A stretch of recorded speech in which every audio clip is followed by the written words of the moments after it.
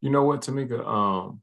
The name of this channel, right? So the name of this channel is Master I.T, which is a little bit of a contradiction because I actually don't believe that you can master anything in technology. And I don't really think you can be an expert in anything in technology because things move so quickly. Would you agree, or what do you think? Yeah, I believe things move very quickly.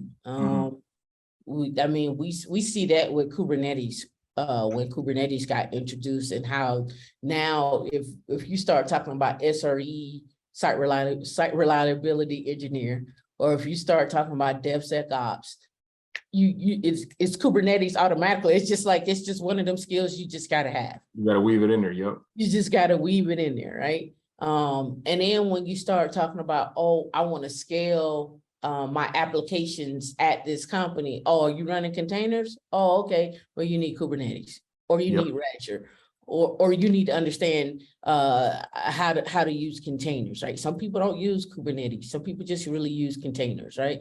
So, but then understand how to do orchestration and security around that comes a whole nother set of tasks and so forth. So it's really, really interesting to see where the sysadmin of yesteryears has really transformed into the DevSecOps person, in my opinion.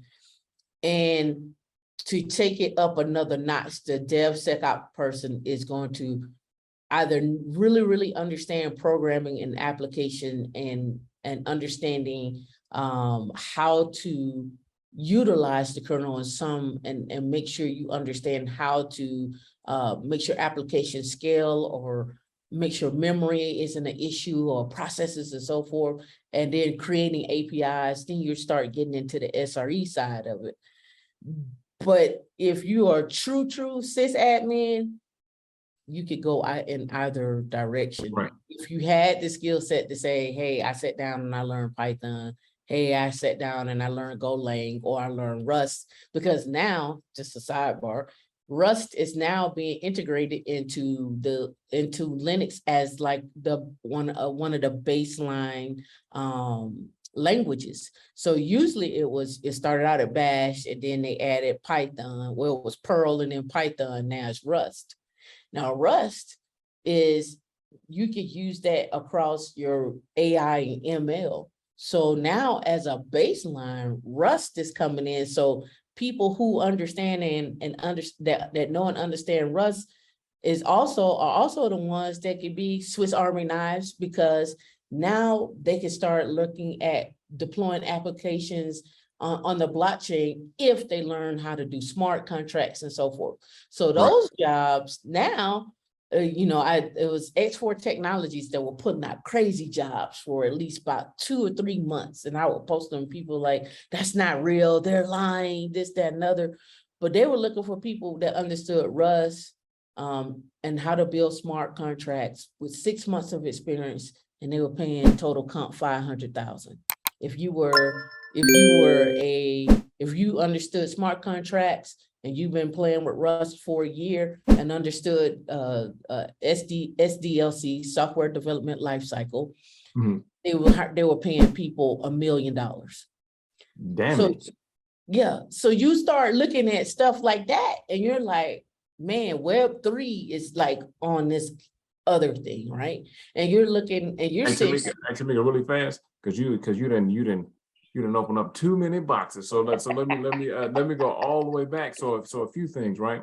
Okay. So the first thing that I wanted to ask you was, I know you said you've been rocking out for 22 years, and there's not that many women in technology in general, and especially that are focused on Linux. So first thing is, please answer, why do you think that is? And then secondly, we can come all the way back to where we was at, and can you break down what a smart contract is and why it would be beneficial for somebody to know what that is? Got you. So Linux, why do I think it is? Now, it's funny, I was in New York at New York Tech Week, and I had a booth, and a lady came up to me. It was a Black lady, and she said, no, there's plenty of Black women in Linux. I said, no, it's not. We don't see damn sure ain't. No. We don't see them. She's like, you're not looking in the right places. I said, so what are the right places? Right. She's like, you're just gonna have to do your research. And I was like, that doesn't help me. Like that would tell me the right places. But what I gathered from that was there probably was a big explosion in the 60s and 70s, right? Kind of like the Hidden Figures era, right? That did understand and knew Linux, and then it kind of tapered off. But it tapered off so much that I just don't see it. I did an interview with the FBI, and there's one lady over there, and she was like, I see you. And she was like, I appreciate you. She was like, I've been in it longer than you. She said, I've been using Linux and around here for 32 years. And she was like, I can honestly say you're probably like the third woman that I've actually interviewed. Wow. And I was like, man, I was like, so I'm not crazy. She's like, no, you're not crazy. And so I think it's just one of them things you just don't get introduced to. And if you don't hear anyone else in your circle talking about it, you're just not going to talk about it. And the learning curve for Linux it's not, like I'm going to install Linux. Let's say I just install like a really vanilla version of Linux with no GUI. You're looking at that terminal like, what do I do? What is this? Right. What do I do now? You have to give it up to Microsoft and Apple, for sure, that their GUI is their integration, and the GUI has made it very seamless for you to maneuver and so forth. Linux has that, but not that at that level. It took a really, really long time for Linux to even work on a laptop because of the wireless connection. Gotcha. Right? I've spent plenty of nights trying to figure out how to get a wireless, like literally like a wireless module like this, plugged into my computer, and does it recognize it? And so when you start doing it, like, did it recognize the device? So you start learning, okay, well, how do I tell if it recognized the device? Do I have the right drivers installed? Well, where I get those drivers from? They don't even make Linux drivers. Like, right. So this ain't gonna work, right? Right.